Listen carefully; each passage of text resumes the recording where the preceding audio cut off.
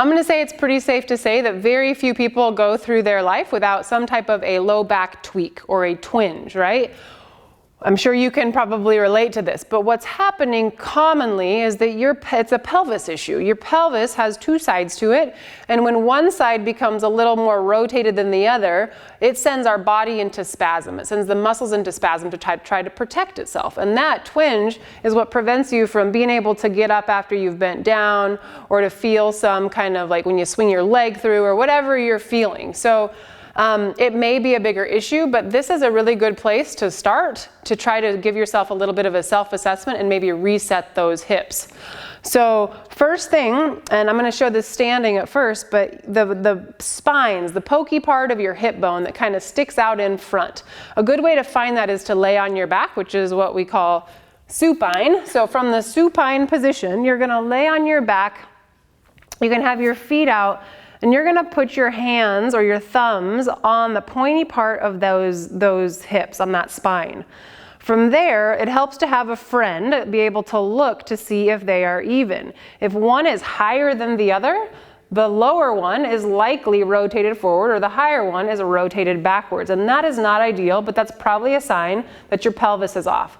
So that's how you can test it on your own. You also can just kind of look up and see. If you're really off, you might be able to feel that, oh man, this thumb is way lower. So once you do that, you can then go into this series of exercises. It's going to go through it 3 times. There's 2 exercises, I guess.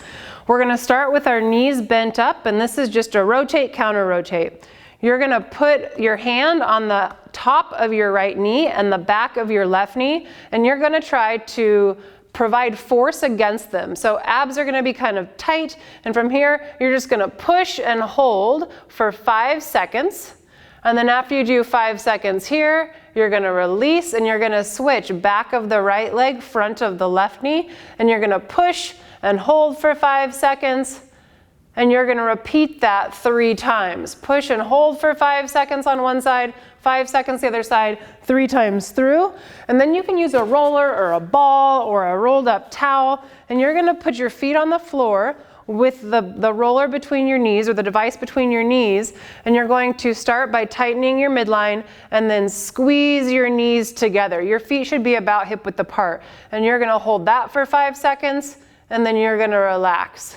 You're going to hold for 5 seconds, and then you're going to relax, and you're going to do that 3 times as well. And you're going to go back to the same counter rotation, the rotation counter rotation, where you're just providing that force. Again, it's 3 sets of 5-second hold on each side for 3 times, followed by a 5-second hold for 3 times of the adductor squeeze. Once you're done with that, you may feel some adjustment when you do that. Once you're done with that, retest that hip bone and see if they're even. From there, if you feel like you can go into some other exercises. Hip bridges are good, and again, you can refer to my videos on this. Hip bridges, you can roll your low back on the double lacrosse ball, or you can even put your legs up on a bench on that double lacrosse ball.